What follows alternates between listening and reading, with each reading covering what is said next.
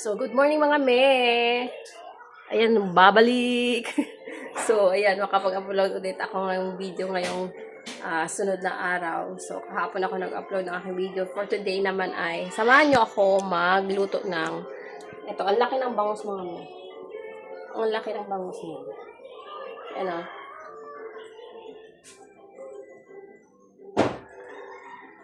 Ang laki. So, hindi siya kasya dun sa maliit na kawali. Ito yung kawali na ginagamit ko.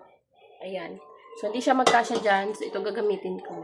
Kasi nga, dyan ko siya iihawin. Hindi ako mag-iihaw sa uling. So, iihawin ko siya mga mami. Ayan. Iihawin ko siya again. So, ngayon, lapit natin. Hugasan muna natin siya. Kita nyo ba? So, pagpasensyahan nyo na aking kitchen at ayan, sila-sila na yung aking siguro mga 2 years na rin tinagal ito yung aking lagayan ng mga plato. Ayan. Ayan. Nag-iisip ako kung bibili ako ulit ng ganito or daddy kasi nagbabalak na ipaayos na yung ilalim namin ng lababo kasi doon ilalagay yung mga namin, mga plato ba? Mga ganyan. So, ayun, kaso nga lang, yung maggagawa niyan ay hindi pa bakante. Although, nakapag-down na lang kami. Tagal na yung mga miss. Siguro magdalang taon na. Yung inaantay pa rin namin. So, ayan. So, for today, ay gasan muna natin, syempre. Bumili rin siya ng kamatis. So, meron naman kami sibuyas dito, bawang at saka luya. Paborito ng lahat dito sa bahay ito mga mi, lalo si kuya. Nagluluto ako ng ganito. Paborito niya, nauubos niya yan mga mi. So, sobrang laki yung itong binili ni Daddy. Chili, parang nawawala na naman. Chili. Bukas na natin ang buntot. Ayan. Nahulog na. Ang lakas pa rin ng ng gripo namin, oh. Linisin natin ng mabuti. Ang sarap ng mga me. Ang kapal ng taba niya sa tiyan.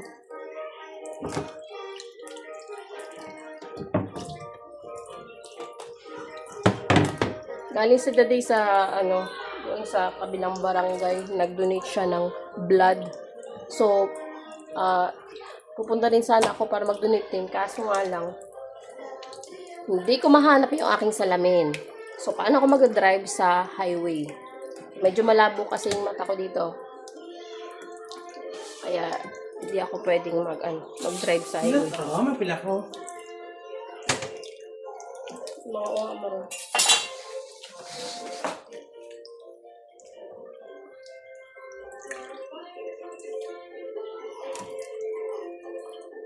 Nakuha ka rin siya ng dahon ng saging. Kasi medyo manipis ito. Compare dun sa unang pinaglulutuan ko kasi medyo kapal-kapal. Para naman yung sa maliit. So, malaki nga. Maliit itong, manipis itong gamit ng kawali. So, lalagay natin ng dahon ng saging. Para hindi masyadong masunog yung aking bangus. So, ayun.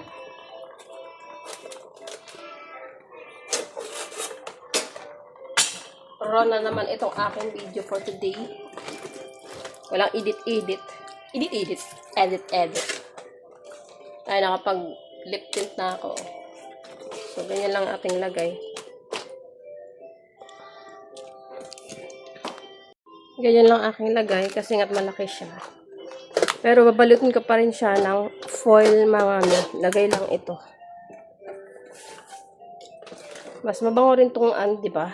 Dahon ng saging pag gawin nga pambalot sa isda pag nihaw. Ayan. So, doubling lang natin para hindi siya sunog. Ganyan lang mga mi.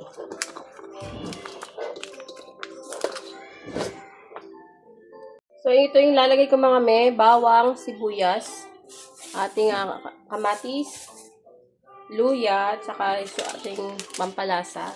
Kaunti lang, and then salt and pepper. So, umpisa na natin gayatin yung ating mga ilalagay dito sa tiyan ng bangus. So actually dapat ano to eh,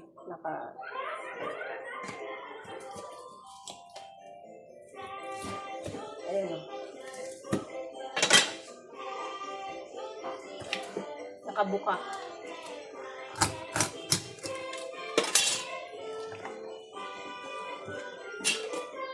Ayan.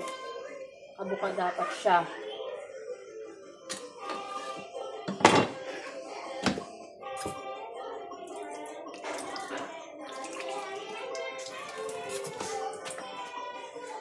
Lagay na ako mga minang seasoning. Ayan. Konti lang yan mga may kasi maglalagay na ako ng asin. Yung black salt. Ayan. Ayan. Nilagay ko na sa foil. And magagaya tayo ng ating ingredients na ilalagay. So ito yung ating sibuyas. Malis lang din ito. Ang sarap yung marami sana. Okay ko.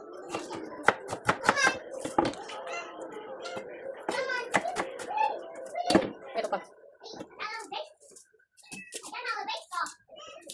Mabala ko sana sa bawal na lang to. Naisip ko. Ano na lang din. Iba na lang. Sa kawal. So, lagyan na natin dito mga sa ating. Lagyan na natin. Kalat lang natin dyan. Yan yung ating, dalawang ano lang tubutin ng bawang. So, yan. Di bumili ng bawang si Daddy, akala niya siguro marami. So, ako na lang bibili. Kasi ako naman lagi dito sa bahay. Hindi na alam mo, wala dito sa bahay. Kahit nga yung mga gamit ko, hindi niya alam kung saan nakaposisyon lahat. Nainis ako kasi sabi ko parang hindi siya nakatira dito. And then yung ating ginger. Hindi na natin papalitan.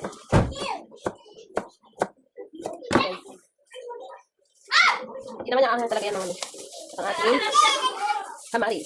Sa ating kamaris. Lagi natin yung ano. Toto! Hindi naman siya. Lagi natin yung buto kasi patayin natin ulit.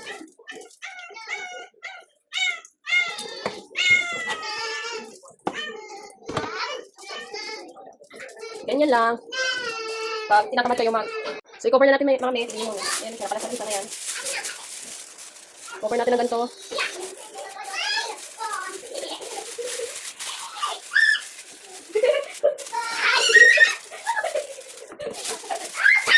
Lagay ko sana ng cheese. Kaso lang, baka malat na naman. Malat kasi yung cheese, diba? Pero sarap lagi ng cheese. Ayan ang sura niya mga may. Ayan o. Ayan yung tsura niya. So, lagyan na natin. Lagyan na natin. Ito yung kawali natin. Mabilis kasi ito uminit. Manipis lang. Ayan. Ano talaga ito? Kasi ayun, malaki yung bangus natin. Ayan. Ganyan lang mga mas hirap. Ngayon ako nagluto ng ganito kalaki. Kaya usually maliliit lang. Yung sakto lang. Isa lang na natin sa ating apoy. Siyempre, buksan muna natin ating kalan. Oh, nakalak. Lagyan natin ating phone. Ano tayo lang.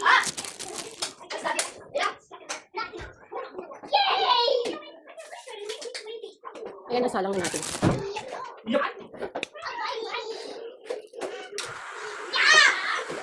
So, ayan kapala natin. At hayaan na natin maluto. Mga 30 minutes na yung maluto ngayon. Pero malaki kasi siya siguro. Sobra-sobra.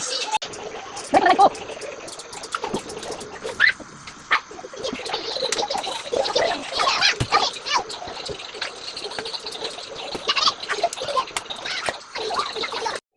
Ayan ang ating inihaw na bangus sa kawali. Malapit na maluto mga may. Ayun, gumukulo-kulo na.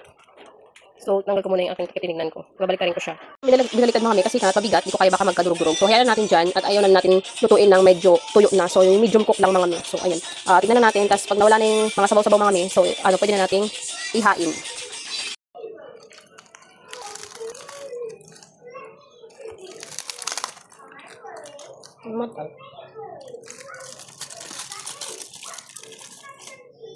Ayan ang ating inihaw na bangus sa kawali.